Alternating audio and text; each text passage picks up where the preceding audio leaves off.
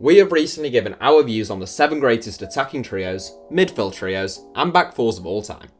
There were lots of comments asking us to do similar videos based purely on the here and now, so that's exactly what we're going to do with attacking trios today, and if this video does well, we'll do it with the others as well. Attacking trios have become increasingly common in the last couple of years, with a number of teams moving from a 4-2-3-1 to a 4-3-3. Now, as always, we've been pretty strict here, so teams who don't play with an absolute front three have been omitted. Here are our 7 best attacking trios right now. Alcacer, Reus and Sancho. Now, I just mentioned our strict criteria, and 7th place is perhaps the least solid attacking trio in this 7, since one could argue Christian Pulisic makes it a 3 of Pulisic, Reus and Sancho in behind Alcacer when he plays. We've given them the benefit of the doubt though, and at that point, the Bundesliga leaders front 3 become our first entrants in this 7. We must start with Paco Alcacer, a man who scored just 4 goals in 17 La Liga outings for Barcelona last season, but he has been absolutely explosive since joining Dortmund on loan. Poachers seem to have died out in football at the highest level, but they may have seen a rebirth with Alcacer, who has fantastic movement, sharp finishing, and a good first touch. Alongside him, Marco Reus has been around for a while now, and every football fan knows how good he can be when he stays injury-free. Jadon Sancho, meanwhile, has really burst onto the scene following a quiet debut campaign. The fleet-footed left winger is brilliant on the ball, and he looks to have made a smart decision in swapping the Premier League for the Bundesliga. Any England fan who isn't immensely excited by this young lad should take up golf.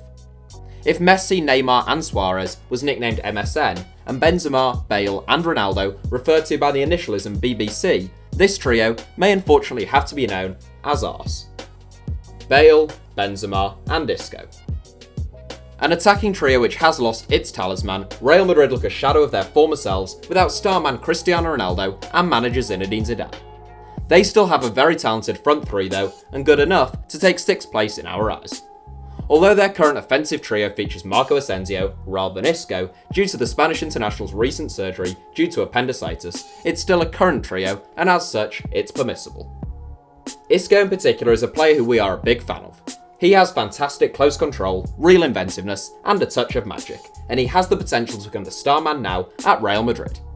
The man most naturally expected to step into Cristiano Ronaldo's shoes as Real's go-to match winner though was of course Gareth Bale, and he has proved to be thoroughly capable of doing just that on multiple occasions for Los Blancos, such as the recent Champions League final. He just needs to avoid any injury troubles. Lastly, we come to the much maligned Karim Benzema. In Ronaldo's shadow for so long, Benzema isn't about to spring up and start smashing in 30 plus goals a season as he did 6 or 7 years ago. He has become a well-rounded forward with a great work ethic, intelligent movement and a lovely first touch. Having said that, he's bagged 9 goals in 17 games so far this term, so he'd be disappointed if he didn't reach the 20-goal milestone. Costa, Dybala and Ronaldo. Massimo Allegri has experimented with a few different systems already this season, from Dybala and Ronaldo as a front 2 to Ronaldo and Mandzukic up top with Dybala in behind. We think their most talented and effective trio though is the one which comes in at 5th place in this 7, made up of Douglas Costa, Paulo Dybala and Cristiano Ronaldo. We don't need to spend too long talking about Ronaldo. At 33, he's not as mobile as he once was, but he has the best attacking movement of any player in world football. His anticipation is incredible, as is his leap and his technique when striking a ball on goal. He's bagged 8 goals in 14 appearances since joining the Italian champions.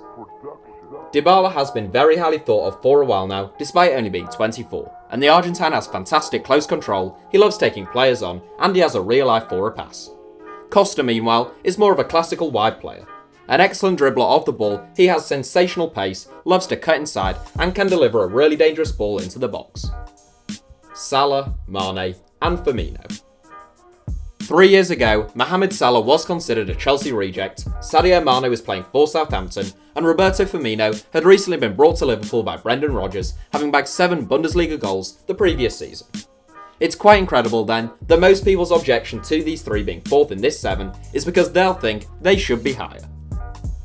Mohamed Salah is the natural starting point, since his debut season with the club last term can't really be underplayed. A tally of 44 goals in all competitions and 32 in the Premier League from wide areas is quite extraordinary, and it was made possible by the Egyptian's really intelligent runs, constant stretching of the opposition, and his growing composure in front of goal.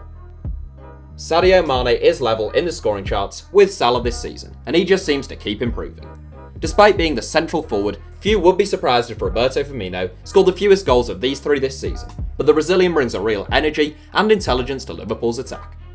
Individually, these three are arguably inferior to the two that preceded them here, but collectively, they are excellent. Sane, Sterling and Aguero.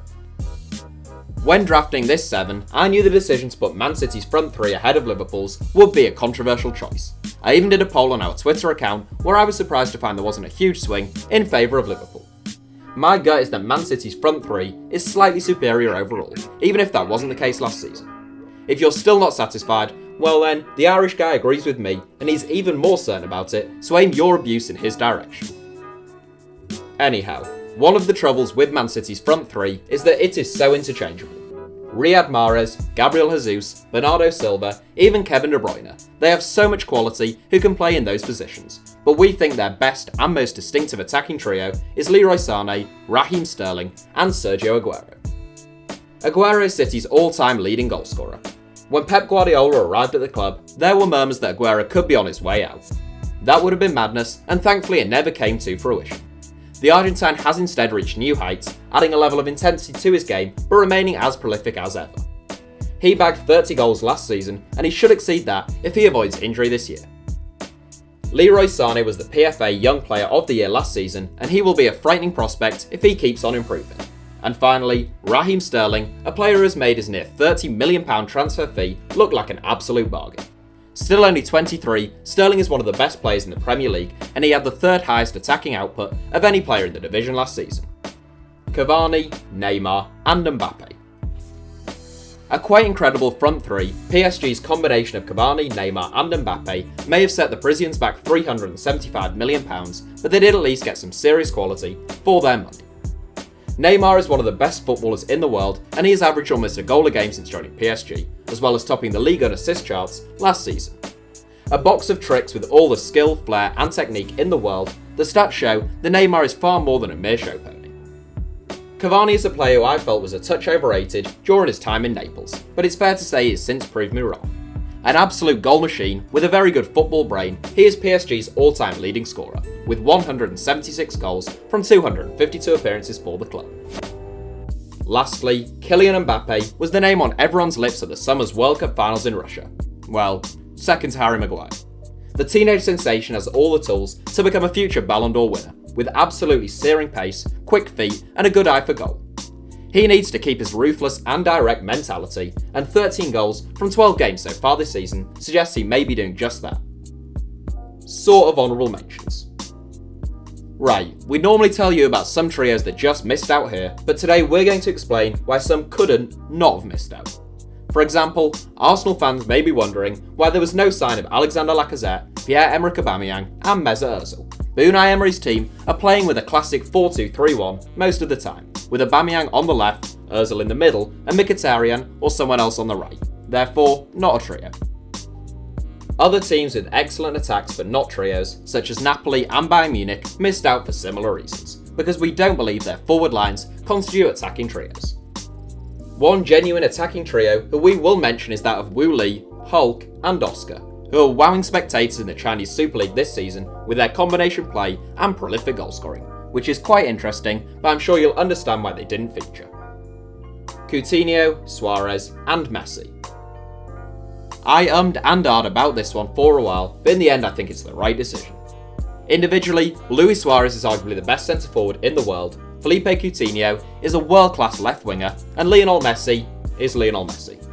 And as a unit, there are suggestions that these three could be seriously devastating this season. We start with Coutinho, who we normally describe as your classic diminutive Brazilian number 10, even though he spent much of his career out wide. Short, skillful and explosive, Coutinho has first-class ball control, and he is famed for scoring some quite incredible goals from long range. Like Coutinho, Luis Suarez arrived at Barcelona for an enormous fee from Liverpool, and despite being regarded as the best player in the Premier League at that time, he actually exceeded all expectations in his second season at the Camp Nou, breaking Messi and Ronaldo's duopoly over the Golden Boot. He has scored 161 goals in 214 games for the Spanish champions.